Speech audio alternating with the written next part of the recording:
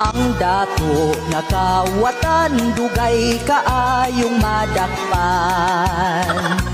Ninilyon ang kinawat, tiruwa pagkipusasan.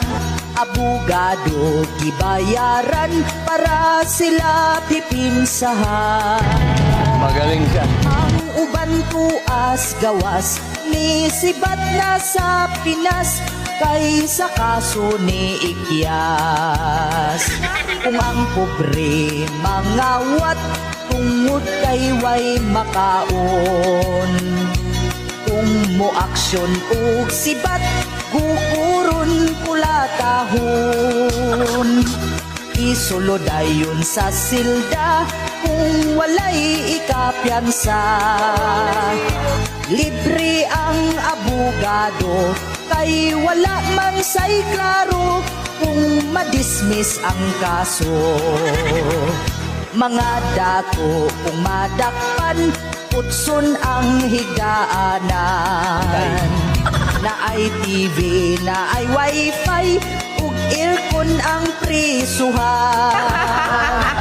Ang pobre kung mapriso, maghigda sa siminto.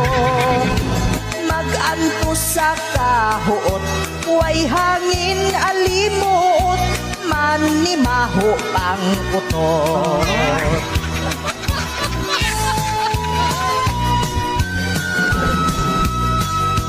Ang kabus ug kwartahan, dako gyud ug kalahian.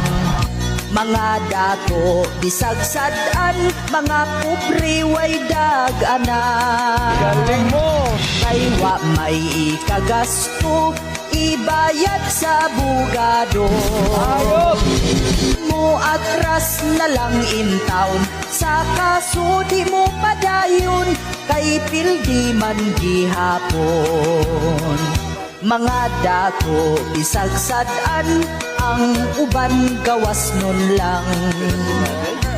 Kay sila kwartahan man, daghan ug ikasarang. Mga pobre nga way nahut, sa ulo magpangutkot. Kay ang dagko nga kurakot, daghang kwarta ang gikuot, pero way pusas ang kamot. Ang dato nga kawatan, wala pa gayud nadakpan, sa gobyerno naglingkod lang.